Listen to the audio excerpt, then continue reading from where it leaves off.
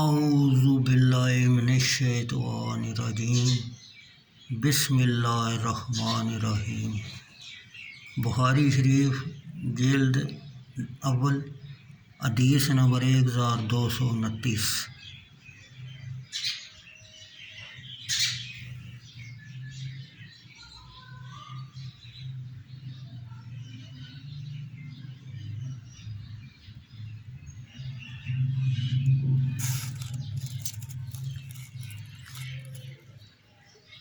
عمر بن مرہ نے کہا، میں نے عبد الرحمن بن ابی لیلہ سے کہتے ہوئے سنا کہ سہل بن حنیف اور قیس بن سعد رضی اللہ تعالیٰ عنہ قادسیہ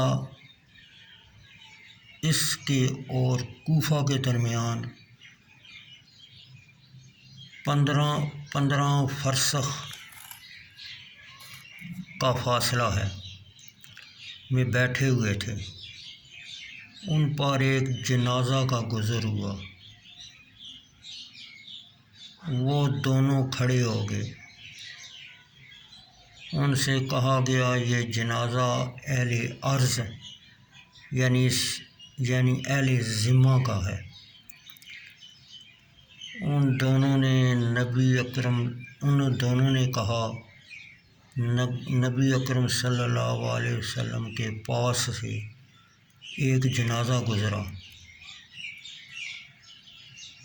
تو آپ کھڑے ہو گئے۔ آپ سے کہا گیا، یہ یہودی کا جنازہ ہے۔ آپ نے فرمایا، کیا یہ ایک جان نہیں؟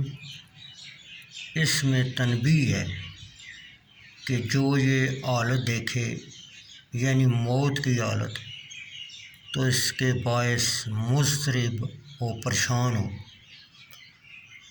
ابو حمزہ محمد بن میمون عسکری نے سلیمان الاعمش سے، انہوں نے عمر بن برہ سے، انہوں نے عبد الرحمن بن ابی لیلہ سے روایت کی۔